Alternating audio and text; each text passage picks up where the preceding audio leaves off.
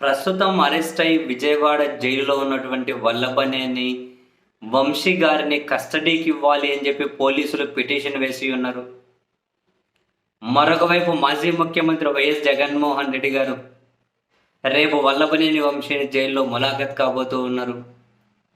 And in between Vallabhaneni Vamsi ఈరోజు విజయవాడలోని SC ST ప్రత్యేక న్యాయస్థానంలో 2 పిటిషన్లు దాఖలు చేశారు. ఒకటి బెయిల్ పిటిషన్.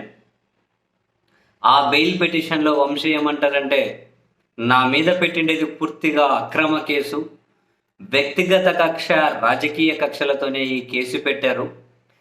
ఫిర్యాదుదారు సత్యవర్ధన్ని నేను బెదిరించాను అన్నది ముమ్మాటికి అబద్ధం. నేను నా తల్లితో కలిసి ఆటోలో కోర్టుకు వచ్చాను అని చెప్పి మెజిస్ట్రేట్కి ఇచ్చినటువంటి వాంగ్మూలంలో కూడా సత్యవర్ధన్ చెప్పి ఉన్నారు. అండ్ అదే విషయాన్ని అంతకుముందు పోలీసులకు కూడా చెప్పి ఉన్నారు. ఎవరు బెదిరించలేదు, నా మీద ఎవరు ఒత్తిడి తీసుకురాలేదు అని చెప్పి పోలీసులకు కూడా చెప్పి ఉన్నారు. కానీ వ్యక్తిగత కక్షతోటి, రాజకీయ కక్షతోటి నన్ను అరెస్ట్ చేయాలని చెప్పి అక్రమ కేసులు పెట్టారు.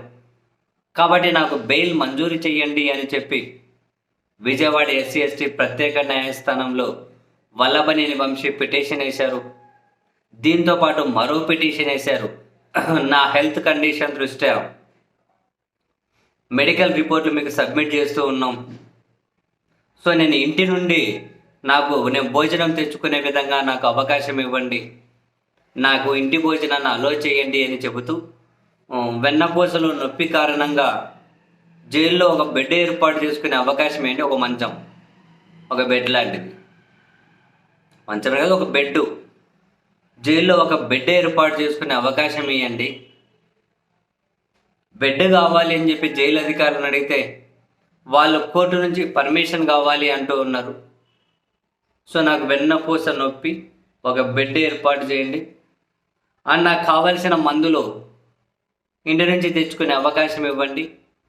నా ఆరోగ్యం దృష్ట్యా, హెల్త్ దృష్ట్యా నాకు ఇంటి ఫుడ్ను కూడా అలో చేయండి అని 2 పిటిషన్లు వల్లభనేని వంశీ వేసి ఉన్నారు. సో అటు పోలీసుల కస్టడీ పిటిషన్, ఈయన బెయిల్ పిటిషన్, మరికొన్ని హెల్త్ గ్రౌండ్స్ మీద